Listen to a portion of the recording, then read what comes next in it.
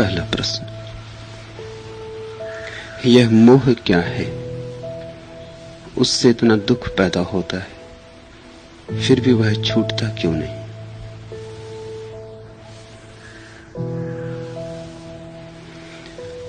मनुष्य शून्य होने की बजाय दुख से भरा होना ज्यादा पसंद करता है, भरा होना ज्यादा पसंद करता है। खाली होने से भयभीत है, चाहे फिर दुख से ही क्यों न भरा हो। सुख न मिले तो कोई बात नहीं, दुख ही सही, लेकिन कुछ पकड़ने को चाहिए, कोई सहारा चाहिए।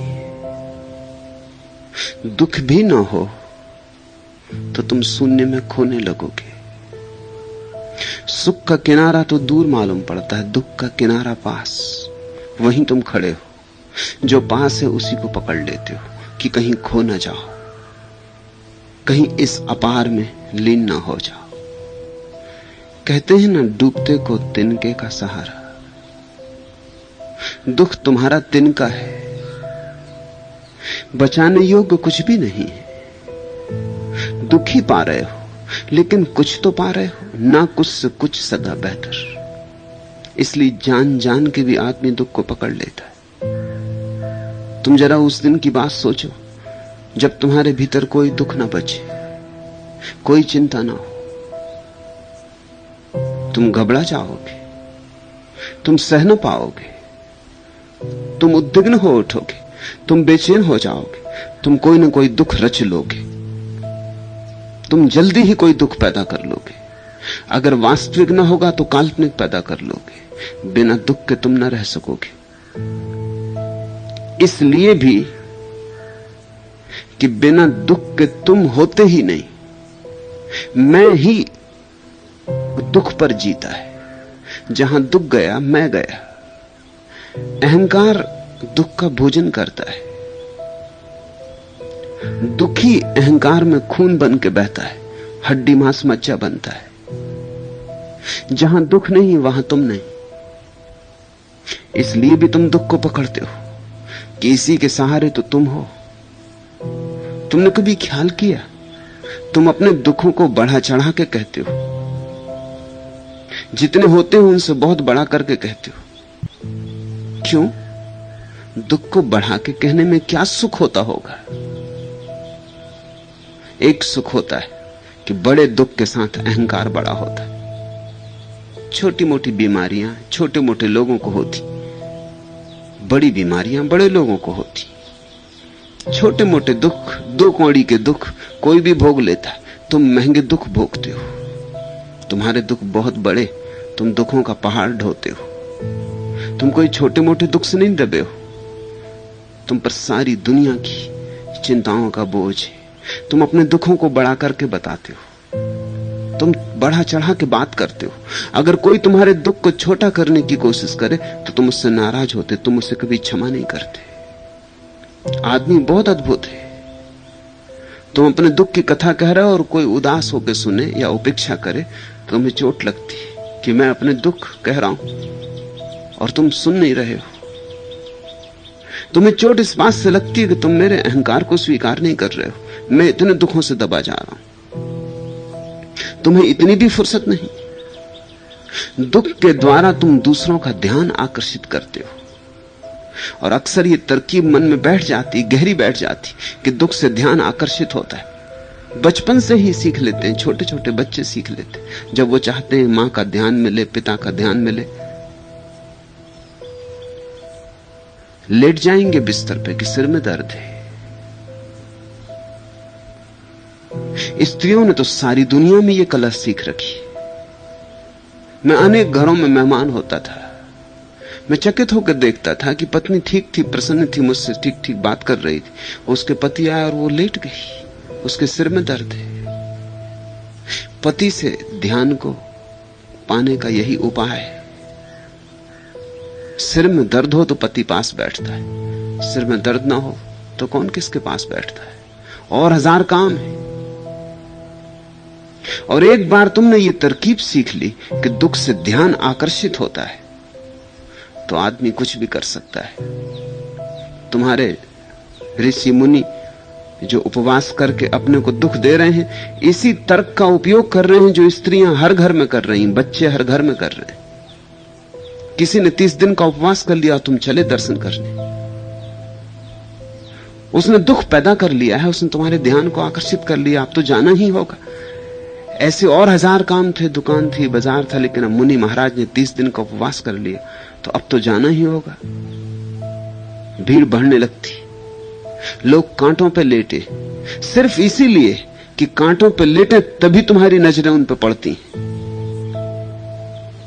लोग अपने को सता रहे हैं, धर्म के नाम पर लोग 1000 तरह की पीड़ाएं अपने को दे रहे हैं, घाव बना रहे हैं।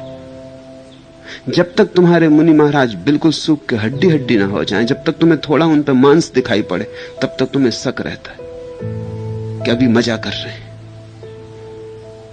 अभी हड्डी पे मांस है। जब मांस बिल्कुल चला जाए, जब वे बिल्कुल अस्थि पंजर हो जाए, तुम कहते हो हाँ यह है तपस्वी का रूप। जब उनका चेहरा पीला पड़ जाए और खून बिल्कुल खो जाए। एक बार कुछ लोग अपने एक मुनि को मेरे पास ले आए थे, उनकी हालत खराब थी, लेकिन भक्त मुझसे कहते थे, कह के गए थे कि उनके चेहरे में ऐसी आभा है जैसे सोने की। वहां पीतल भी नहीं था, वो सिर्फ पीलापन था। मैंने उनसे कहा तुम पागल हो, तुम इस आदमी को मार डालोगे, इसका चेहरा सिर्फ पीला हो गया है, जर्द हो गया है, और तुम कह रहे हो ये आभा है अध्यात्म की। ये कोई भी भूखे मरने वाले आदमी के चेहरे पर हो जाएगी। दुख जल्दी से लोगों का ध्यान आकर्षित करवाता है। तुमने एक बात ख्याल की, अगर तुम सुखी हो तो लोग तुमसे नाराज हो जाते, तुम जब दुखी होते हो तब तुमसे राजी होते, तुम जब सुखी हो सब तुम्हारे दुश्मन हो जाते। सुखी आदमी के सब दुश्मन, दुखी आदमी के सब संगी साथी सहानुभूति प्रकट करने लगते। तुम एक बड़ा मकान बना लो, सारा गांव तुम्हारा दुश्मन, तुम्हारे मकान में आग लग जाए, सारा गांव तुम्हारे लिए आंसू बहाता। तुमने ये मजा देखा? जो तुम्हारे दुख में आंसू बहा रहे हैं, इन्होंने कभी तुम्हारे सुख में खुशी नहीं मनाई थी। इनके आंसू झूठे, ये मजा ले रहे हैं, ये कह रहे हैं चलो अच्छा हुआ, तो जल गया ना। हम तो पहले से ही जानते थे कि ये होगा, पाप का ये फल होता ही। जब तुमने बड़ा मकान बनाया था, इनमें से कोई नहीं आया था कहने कि हम खुश हैं, हम बड़े आनंदित हैं कि तुमने बड़ा मकान बना लिया। जो तुम्हारे सुख में सुखी नहीं हुआ, वो तुम्हारे दुख में दुखी कैसे हो सकता है? लेकिन सहानुभूति बताने का मजा है और सहानुभूति लेने का भी मजा है। सहानुभूति बताने वाले को क्या मजा मिलता है? उसको मजा मिलता है कि आज मैं उस हालत में हूं जहां सहानुभूति बताता हूं, तुम उस हालत में हो जहां सहानुभूति बताई जाती। आज तुम गिरे हो चारों खाने, चित जमीन पर पड़े हो। आज मुझे मौका है कि तुम्हारे घाव सहलाऊं, मलहम पट्टी करूं। आज मुझे मौका है कि तुम्हें बताऊं कि मेरी हालत तुमसे बेहतर है। जब कोई तुम्हारे आंसू पहुंचता है तो जरा उसकी आंखों में गौर से देखना, वो खुश हो रहा है।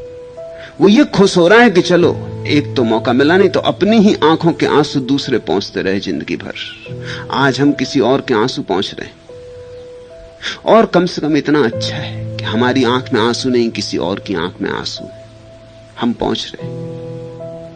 लोग जब दुख में सहानुभूति दिखाते हैं तो मजा ले रहे हैं। वो मजा रुग्ण है, वो स्वस्थ चित्त का लक्षण नहीं। और तुम भी दुखी होकर जो सहानुभूति पाने का उपाय कर रहे हो, वो भी रुग्ण दशा है। ये पृथ्वी रोगियों से भरी, मानसिक रोगियों से भरी, यहां स्वस्थ आदमी खोजना मुश्किल है। पूछा है तुमने मोह क्या है, और इतना दुख पैदा होता है फिर भी वह छूटता नहीं। पहली तो बात, तुम्हें अभी ठीक ठीक दिखाई नहीं पड़ा होगा कि मोह से दुख पैदा होता है। तुमने सुन ली होगी बुद्ध की बात, कि किसी महावीर की, कि किसी कबीर की, कि किसी मोहम्मद की। तुमने बात सुन ली होगी कि मोह से दुख पैदा होता है, अभी तुम्हें समझ नहीं पड़ी। सुनी जरूर है, अभी गुनी नहीं है।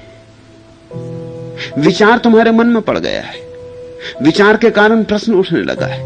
लेकिन यह तुम्हारा अपना प्रामाणिक अनुभव नहीं है। यह तुमने अपने जीवन की कठिनाइयों से नहीं जाना है, तुमने इसे अपने अनुभव की कसौटी पर नहीं कसा है कि मोह दुख लाता है। अगर तुम्हें यह दिखाई पड़ जाए तो तुम कैसे पकड़ोगे? कोई आदमी मेरे पास नहीं आता, कहता ये बिच्छू है, ये मेरे हाथ में काटता है, अब मैं इसको छोड़ूं कैसे? कोई पूछेगा कि बिच्छू है, काटता है, दुख देता है, मगर छोड़ा नहीं जाता। जैसे ही बिच्छू काटेगा तुम फेंक दोगे उसे, तुम पूछने नहीं जाओगे किसी से। लेकिन तुम पूछ रहे हो कि मोह दुख देता है, फिर भी छूटता क्यों नहीं? इसका कारण साफ है। भीतर तो तुम जानते हो कि मोह में मजा है। ये बुद्ध पुरुष हैं जो तुम्हारे चारों तरफ शोरगुल मचाए रहते हैं, जो कहते हैं कि मोह में दुख है। इनकी बात तुम टाल नहीं सकते, क्योंकि ये आदमी प्रामाणिक है। इनकी बात को तुम इंकार नहीं कर सकते, क्योंकि इनका जीवन तुमसे बहुत ज्यादा अनंत गुना आनंदपूर्ण है। इनका तर्क प्रगाढ़ है, इनकी प्रतिभा बजनी है। ये जब कुछ कहते हैं तो उसके कहने के पीछे इनका पूरा बल होता, इनकी पूरी जीवन ज्योति होती। तो इनकी बात को तुम इंकार नहीं कर सकते। इंकार करने की तुम्हारे पास क्षमता नहीं, साहस नहीं। इंकार कैसे करोगे? तुम्हारे चेहरे पर दुख है, तुम्हारे प्राणों में दुख है, इनके चारों तरफ आनंद की वर्षा हो रही। इंकार तुम किस मुंह से करोगे? तो इंकार तो नहीं कर पाते कि आप गलत कहते, मानना तो पड़ता है सिर झुका के कि आप ठीक कहते होंगे, क्योंकि हम दुखी हैं और आप आनंदित। लेकिन भीतर तुम्हारा गहरे से गहरा मन यही कहे चला जाता है कि छोड़ो, इन बातों में पड़ना मत। संसार में बड़ा सुख पड़ा है, शायद अभी नहीं मिला है तो कल मिलेगा। आज तक नहीं मिला है तो कल भी नहीं मिलेगा, ये कौन कह सकता है? खोदो थोड़ा और, शायद जल स्रोत मिल जाए। थोड़ी मेहनत और, जल्दी थको मत। दिल्ली ज्यादा दूर नहीं, थोड़े और चलो। इतने चले हो, थोड़ा और चल लो। इतनी जिंदगी गंवाई है, थोड़ी और दांव पर लगा के देख लो। और फिर नहीं होगा कुछ तो अंत में तो धर्म है ही, लेकिन तुम धर्म को हमेशा अंत में रखते हो। तुम कहते हो नहीं होगा कुछ, तो अंततः तो परमात्मा का स्मरण करेंगे ही। मगर जब तक जीवन है, चेष्टा तो कर ले। इतने लोग दौड़ते हैं तो गलत ही तो ना दौड़ते होंगे। अब एक दूसरी बात ख्याल में लेना, जब तुम बुद्ध पुरुषों के पास होते हो तो उनकी आंखें, उनका व्यक्तित्व, उनकी भावभंगिमा, उनके जीवन का प्रसाद, उनका संगीत, सब प्रमाण देता है कि वे ठीक है, तुम गलत हो। लेकिन बुद्ध पुरुष कितने? कभी कभी उनसे मिलना होता है, और मिलके भी कितने लोग उन्हें देख पाते और पहचान पाते। सुन के भी कितने लोग उन्हें सुन पाते। आंखें कहां हैं जो उन्हें देखें, और कान कहां हैं जो उन्हें सुने, और हृदय कहां है जो उन्हें अनुभव करे। और कभी कभी विरल उनसे मिलना होता है, जिनसे तुम्हारा रोज मिलना होता है, सुबह से सांझ तक करोड़ों करोड़ों लोग। वे सब तुम जैसे ही दुखी, और वे सब संसार में भागे जा रहे हैं, तृष्णा में दौड़े जा रहे हैं, मोह में, लोभ में। इनकी भीड़ भी प्रमाण बनती है कि जब इतने लोग जा रहे हैं संसार की तरफ, जब सब दिल्ली जा रहे हैं, तो गलती कैसे हो सकती है? इतने लोग गलत हो सकते हैं? इतने लोग नहीं गलत हो सकते। अधिकतम लोग गलत होंगे और इक्का दुक्का आदमी कभी सही हो जाता है। ये बात जचती नहीं। इनमें बहुत समझदार है, पढ़े लिखे, बुद्धिमान है, प्रतिष्ठित है। इनमें सब तरह के लोग हैं, गरीब हैं, अमीर हैं, सब भागे जा रहे हैं। इतनी बड़ी भीड़ जब जा रही हो तो फिर भीतर के स्वर सुगबुगाने लगते। वो कहते हैं एक कोशिश और कर लो, जहां सब जा रहे हैं वहां कुछ होगा। नहीं तो इतने लोग अनंत अनंत काल से उस तरफ जाते क्यों? अब तक रुक ना जाते। तो बुद्ध पुरुष, फिर तुम्हारे भीतर उनका स्वर धीमा पड़ जाता, भीड़ की आवाज फिर बजनी हो जाती, और भीड़ की आवाज इसलिए बजने हो जाती कि अंतस्तल में तुम भीड़ से ही राजी हो, क्योंकि तुम भीड़ के हिस्से हो, तुम भीड़ हो। बुद्ध पुरुषों से तुम किसी किसी क्षण में राजी होते हो, कभी बड़ी मुश्किल से एक क्षण भर को तालमेल बैठ जाता है, उनकी वीणा का छोटा सा स्वर तुम्हारे कानों में गूंज जाता है। मगर ये जो नक्कार खाना है जिसमें भयंकर शोरगुल मच रहा है, ये तुम्हें 24 घंटे सुनाई पड़ता है। तुम्हारे पिता मोह से भरे, तुम्हारी मां मोह से भरी, तुम्हारे भाई, तुम्हारी बहन, तुम्हारे शिक्षक, तुम्हारे धर्मगुरु, सब मोह से भरे। सबको पकड़ है कि कुछ मिल जाए, और जो मिल जाता है उसे पकड़ कर रख ले, और जो नहीं मिला है उसे भी खोज ले। मोह का अर्थ क्या होता है? मोह का अर्थ होता है मेरा ममत्व, जो मुझे मिल गया है वो छूट ना जाए। लोभ का क्या अर्थ होता है? लोभ का अर्थ होता है जो मुझे अभी नहीं मिला है वो मिले, और मोह का अर्थ होता है जो मुझे मिल गया वो मेरे पास टिके।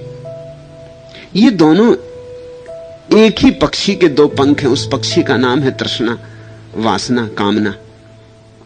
इन दो पंखों पर तृष्णा उड़ती, जो है उसे पकड़ रखूं वो छूट ना जाए, और जो नहीं है वो भी मेरी पकड़ में आ जाए।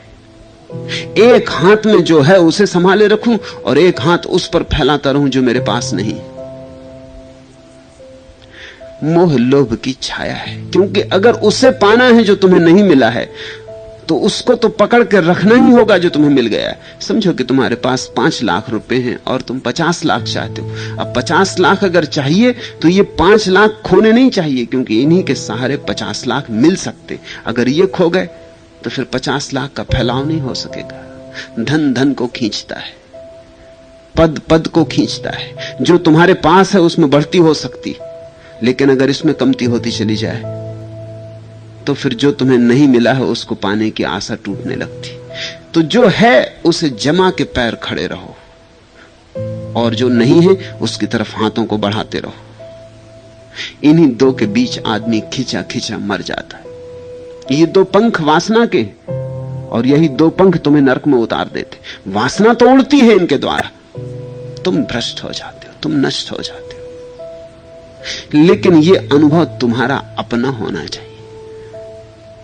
मैं क्या कहता हूं इसकी फिक्र मत करो, तुम्हारा अनुभव क्या कहता है कुरे दो अपने अनुभव को। जब भी तुमने कुछ पकड़ना चाहा तभी तुम दुखी हुए हो। क्यों दुख आता है पकड़ने से? क्योंकि इस संसार में सब क्षणभंगुर है, पकड़ा कुछ जा नहीं सकता, और तुम पकड़ना चाहते हो। तुम प्रकृति के विपरीत चलते हो, हारते हो, हारने में दुख है। जिससे कोई आदमी नदी के धार के विपरीत तैरने लगे तो शायद दो हाथ तैर भी जाए, लेकिन कितना तैर सकेगा? थकेगा, टूटेगा। विपरीत धार में कितनी देर तैरेगा? धार इस तरफ जा रही, वो उल्टा जा रहा। थोड़ी देर में धार की विराट शक्ति उसकी शक्ति को छिन्न भिन्न कर देगी। थकेगा, हारेगा, और जब थकेगा, हारेगा और पैर उखड़ने लगेंगे और नीचे की तरफ बहने लगेगा, तब विषाद घेरेगा कि हार गया, पराजित हो गया। जो चाहिए था नहीं पा सका, जो मिलना था नहीं मिल सका, तब चित्त में बड़ी ग्लानि होगी, आत्मघात के भाव उठेंगे, दुख गहन होगा। जो जानता है वो नदी की धार के साथ बहता है, वो कभी हारते नहीं। दुख हो क्यों? वो नदी की धार को शत्रु नहीं मानता, मैत्री साधता है। बुद्धत्व आता कैसे है? बुद्धत्व आता है स्वभाव के साथ मैत्री साधने से। जैसा है, जैसा होता है, उससे विपरीत की आकांक्षा मत करना, अन्यथा दुख होगा।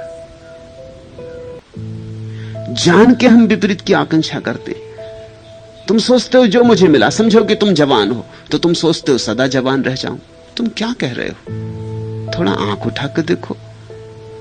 ऐसा हो सकता होता तो सभी जवान रह गए होते। ऐसा हो सकता होता तो कौन बूढ़ा हुआ होता, जानकर, सोचकर, विचार कर, राजी होकर।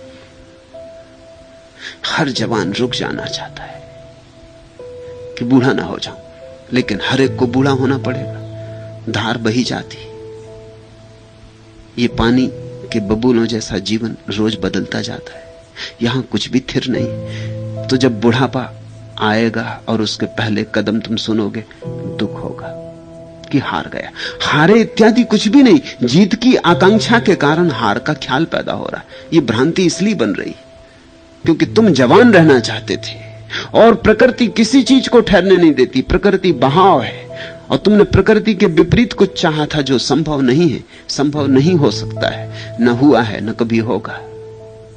जो संभव नहीं हो सकता उसकी आकांक्षा में दुख है। फिर तुम बूढ़े हो जाओगे तब भी नहीं समझोगे। अब तुम मरना नहीं चाहते, पहले जवानी पकड़ी थी, अब बुढ़ापे को पकड़ते हो। कुछ सीखे नहीं, देखा कि बचपन था वो भी गया, जवानी थी वो भी गई, बुढ़ापा भी जाएगा, जीवन भी जाएगा, मौत भी आएगी। और जब जीवन ही चला गया तो मौत भी जाएगी। घबराओ मत, सब बह रहा है। यहां न जीवन रुकता है न मौत रुकती।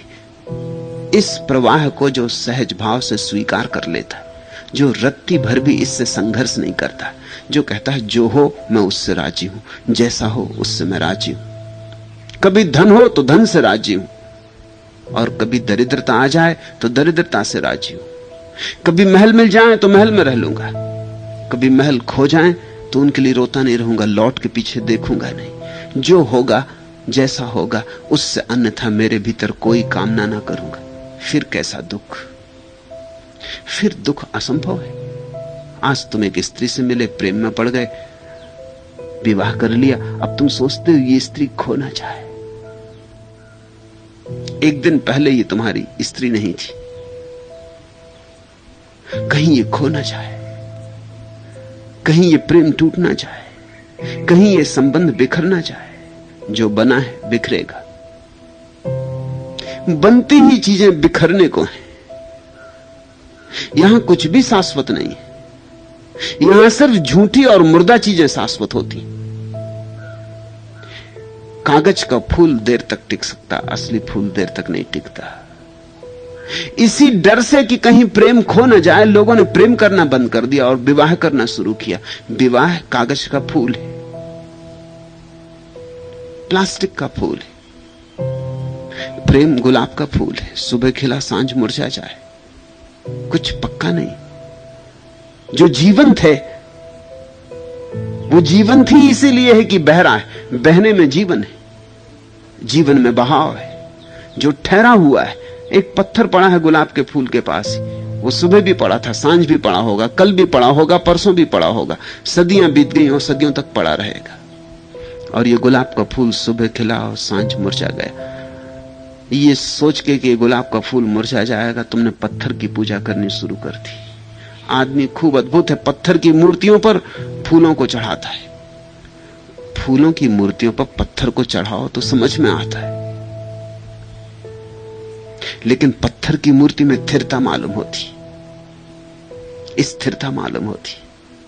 असली बुद्ध तो एक दिन थे फिर एक दिन नहीं हो गए, लेकिन नकली बुद्ध, वो जो पत्थर की मूर्ति है, उसे तुम सदा पकड़े बैठे रह सकते हो। आदमी इस भय से कि कहीं दुख ना झेलना पड़े, धीरे धीरे जीवंत वस्तुओं से ही संबंध तोड़ लेता है, मुर्दा वस्तुओं से संबंध जोड़ लेता है। उससे भी दुख होगा, क्योंकि मुर्दा वस्तुओं से कहां सुख की संभावना। सुख का एक ही उपाय है, तरलता, तथाता। तुमने पूछा मोह क्या है? मोह है ठहरने की वृत्ति। जहां कुछ भी नहीं ठहरता वहां सब ठहरा हुआ रहे, ऐसी भावदशा, ऐसी भ्रांति। इससे दुख पैदा होगा। तुम खुद ही दुख पैदा कर रहे हो। फिर इस दुख से तुम कहते हो कि छूटना कैसे हो? यह छूटता भी नहीं। यह छूटता इसलिए नहीं कि इसको छोड़ो तो तुम एकदम खाली हो जाते हो। फिर तुम क्या हो? दुख की कथा हो तुम, दुख का अंबार हो तुम, दुख ही दुख जमे। इन सबको छोड़ दो तो शून्य हो गए। शून्य से घबराहट लगती कि चलो कुछ नहीं, सिरदर्द तो है, चलो कुछ नहीं, कोई तकलीफ तो है, तकलीफ से भरे तो हैं, कुछ उलझाव, कुछ व्यस्तता बनी। तो आदमी इसलिए दुख नहीं छोड़ता। प्रश्न पूछने वाले का ख्याल ऐसा है कि जब दुख है तो छूटता क्यों नहीं? इसलिए नहीं छूटता कि यही तो है तुम्हारे पास, यही संपदा के अतिरिक्त तुम्हारे पास है क्या? इसको ही छोड़ दोगे तो बचता क्या है? एक दिन हिसाब लगाना, बैठकर एक कागज पर लिखना कि क्या क्या दुख है जीवन। कंजूसी मत करना, सारी फेरिस्त लिख डालना और फिर सोचना ये सब छूट जाए तो मेरे पास क्या बचता है। तुम एकदम घबरा जाओगे, क्योंकि इसके अतिरिक्त तुम्हारे पास कुछ भी नहीं बचता। यही चिंताएं, यही विषाद, यही फिक्रें, यही स्मृतियां, यही कामनाएं, यही वासनाएं, यही सपने, इनके अतिरिक्त तुम्हारे पास क्या है? यही आपाधापी, यही रोज का संघर्ष, इसके अतिरिक्त तुम्हारे पास क्या है? तुम्हें पता है छुट्टी का दिन लोगों का मुश्किल से कटता है, काटे नहीं कटता। तरकीबें खोजनी पड़ती नई दुख की कि चलो पिकनिक को चलें, कोई नया दुख उठाएं। काटे नहीं कटता, खाली बैठ नहीं सकते, क्योंकि खाली बैठे तो खाली मालूम होते। दफ्तर की याद आती, बड़ा मजा है दफ्तर में। 6 दिन सोचते हैं कब छुट्टी हो, और जिस दिन छुट्टी होती उस दिन सोचते हैं कि कब सोमवार आ जाए और दफ्तर खुल जाए, फिर चले। रविवार के दिन पश्चिम के मुल्कों में सर्वाधिक दुर्घटनाएं होती, क्योंकि रविवार के दिन सारे लोग खुले छूट गए, जैसे सब जंगली जानवर खुले छोड़ दिए। अब उनको कुछ सूझ नहीं रहा कि करना क्या है। सबके पास कारें हैं, अपनी अपनी लेके निकल पड़े। तुमने चित्र देखे पश्चिम के समुद्र तटों के? वहां लोग इकट्ठे, इतनी भीड़ भाड़ मालूम होती है, खड़े होने की जगह नहीं है। इससे अपने घर में थोड़ी ज्यादा जगह थी। चले मीलों तक कारें एक दूसरे से लगी चल रही हैं। 4-6 घंटे कार ड्राइव करके पहुंचे, फिर 4-6 घंटे कार ड्राइव करके लौटे, और वहां वही भीड़ थी। जिस भीड़ से बचने निकले थे वो सारे लोग वहीं पहुंच गए थे, कि सभी को जाना है, भीड़ से बचना है। सारी भीड़ वहीं पहुंच गई। घर में भी इससे ज्यादा आराम था। अगर घर ही रुक गए होते तो आज शांति होती, क्योंकि सारा गांव तो गया था। लेकिन घर कौन रुके? खालीपन, घबराहट होती, बेचैनी होती, कुछ करने को चाहिए। तुमने कभी खाली एक दिन गुजारा? एक दिन सुबह 6 बजे से शाम 6 बजे तक कुछ ना किया हो, पड़े रहे, अखबार भी ना पढ़ा हो, रेडियो भी ना खोला हो, पत्नी से भी नहीं झगड़े हो, पड़ोसियों से भी जाके गपशप ना की हो? एक दिन तुमने कभी ऐसा किया है कि कुछ ना किया हो? तुम्हें याद ना आएगा ऐसी जिंदगी में कोई दिन जिस दिन तुमने कुछ ना किया हो। क्या कारण होगा कि कभी तुमने इतना विश्राम भी ना जाना? खाली होने में डर लगता है, खाली होने में भय लगता है कि भीतर अगर मैं गया खालीपन में और वहां कुछ ना पाया तो। मुल्ला नसरुद्दीन एक ट्रेन में सफर कर रहा था। टिकट कलेक्टर आया, टिकट पूछी।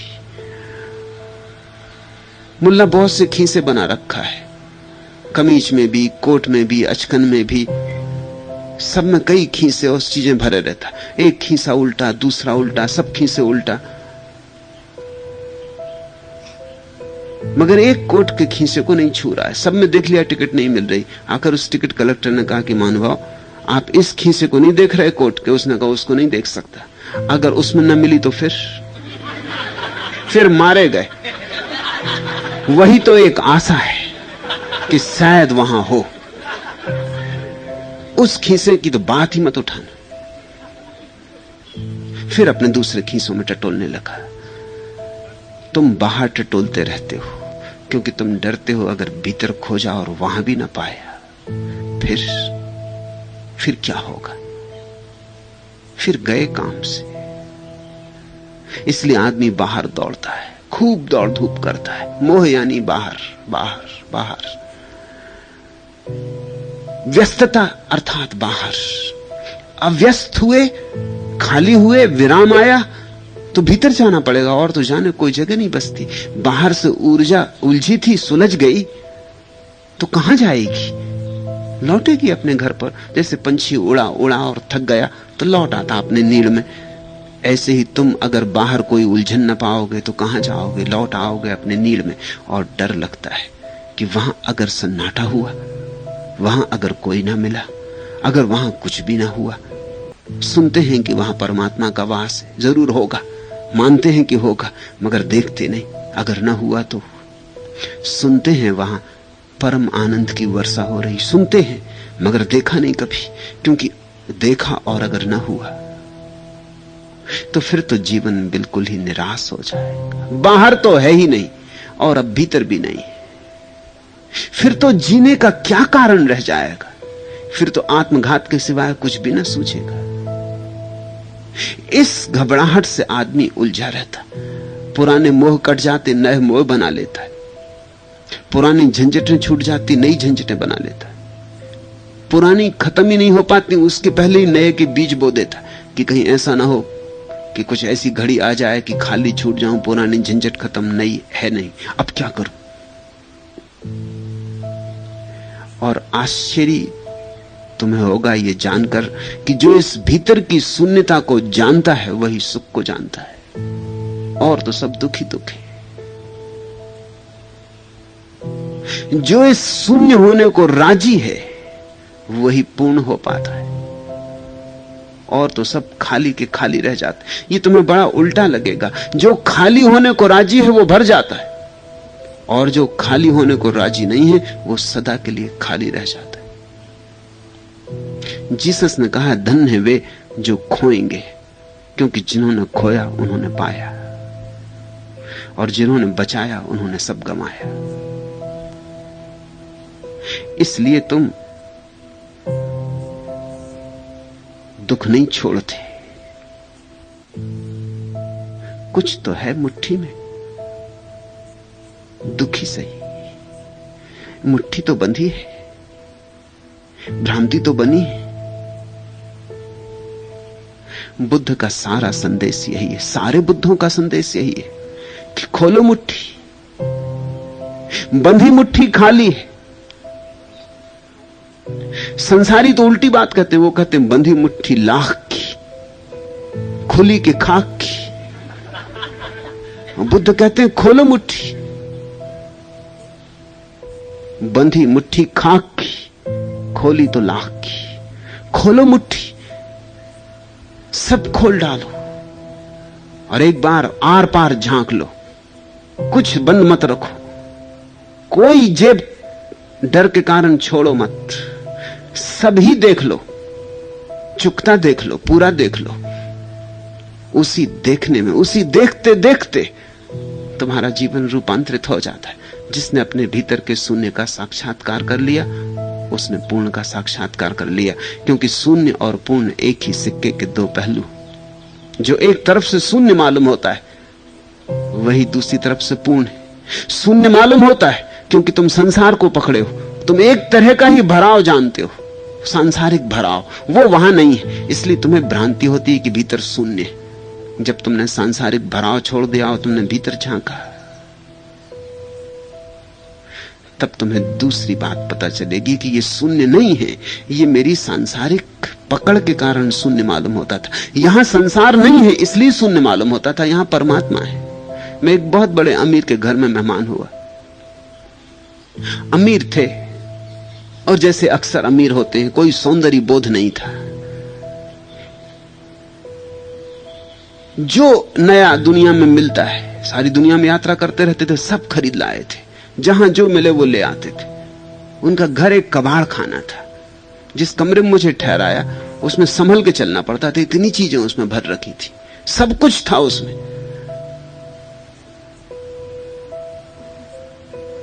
मैंने उनसे कहा कि मुझे यहां 7 दिन रुकना होगा, आप मुझ पे अगर थोड़ी कृपा करें तो ये सब चीजें यहां से हटा लें। वो बोले लेकिन कमरा खाली हो जाएगा। मैंने उनसे कहा कमरा खाली नहीं हो जाएगा, कमरा कमरा हो जाएगा, अभी ये कमरा है ही नहीं।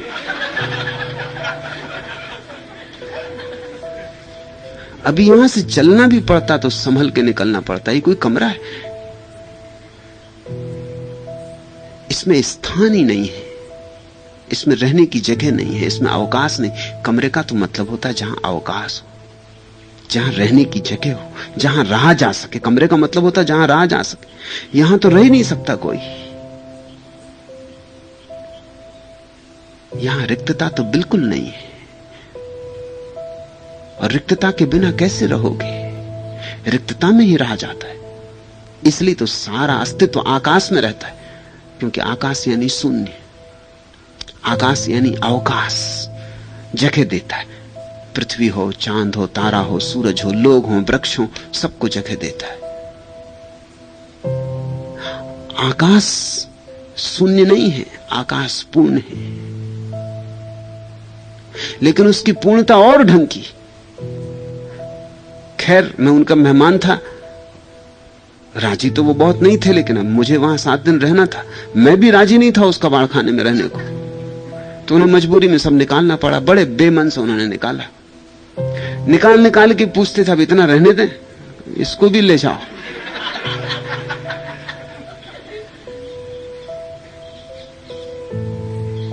रेडियो रहने दें, टेलीविजन रहने दें, उनका सब तुम ले जाओ, तुम बस मुझे छोड़ दो,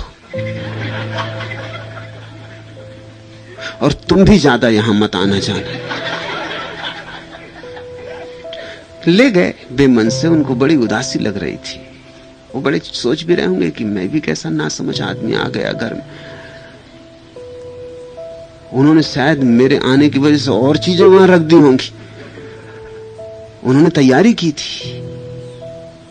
जब सब निकल गया, वहां कुछ भी ना बचा, तो उन्होंने आके बड़ी उदासी से चारों तरफ देखा। कहा मैंने कहा था आपसे पहले बिल्कुल खाली हो जाए। उनकी आंखों में करीब करीब आंसू थे कि सब खाली हो गए। मैंने उनसे कहा कि आप फिक्र न करें, मुझे खाली में रहने का आनंद है, मुझे खाली में रहने का रस है। अब ये जगह बनी, अब ये कमरा भरा पूरा है, कमरेपन से, स्थान से भरा है, आकाश से भरा है, मगर ये और ढंग का भराव है। फर्नीचर से भरना एक भरना है, आकाश से भरना दूसरा भरना है। ठीक ऐसा ही तुम्हारे भीतर भी घटता है। कूड़ा करकट से भरे हो अपने को, छोड़ते भी नहीं, क्योंकि खाली ना हो जाओ।